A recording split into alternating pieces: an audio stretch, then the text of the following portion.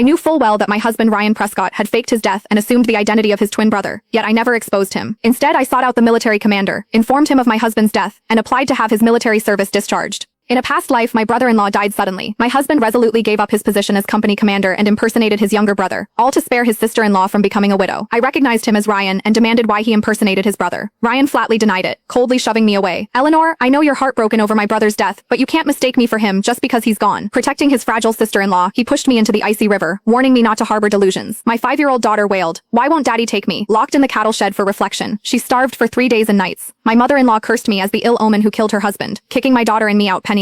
Ryan even spread rumors that I'd gone mad after my husband's death and coveted his brother. Spurned by all, I numbly waited for death in the bitter winter, clutching my daughter. When I opened my eyes again, I had returned to the day my husband impersonated his brother. Eleanor, please accept my deepest condolences. I never imagined my brother would meet such a fate. Ryan's eyes were red-rimmed, his face etched with grief as he looked at me. As my brother-in-law's body was carried in, I wailed in feigned grief, calling out my husband's name. Max lay pale and lifeless, utterly gone. He and Ryan were identical in appearance. No one noticed Ryan had long since swapped places with him. After weeping for a while, I wiped away my tears and said, "The body shouldn't be kept long. Cremate him quickly. Max deserves a dignified farewell." Ryan immediately nodded in agreement, eager to destroy the evidence even more than I was. As I watched him move the body, the long thin scar on his palm was clearly visible. In my past life, it was precisely this scar that convinced me the living man was Ryan. Now I pretended not to see it. In my past life, during a disaster relief mission, Ryan and Max were deployed. Max suffered a fatal head injury and died instantly. To spare his sister-in-law Selena Miller from widowhood, Ryan gave up his battalion commander rank and impersonated Max. Outsiders were easily deceived by Ryan's deliberate mimicry, accepting it as truth. But as his wife, living with him day in and day out, I recognized Ryan instantly. I desperately demanded why he impersonated my brother-in-law, abandoning me and our daughter. Ryan remained expressionless, vehemently denying it, and shoved me away roughly. "Eleanor, I know you're heartbroken over my brother's death, but you can't mistake me for him.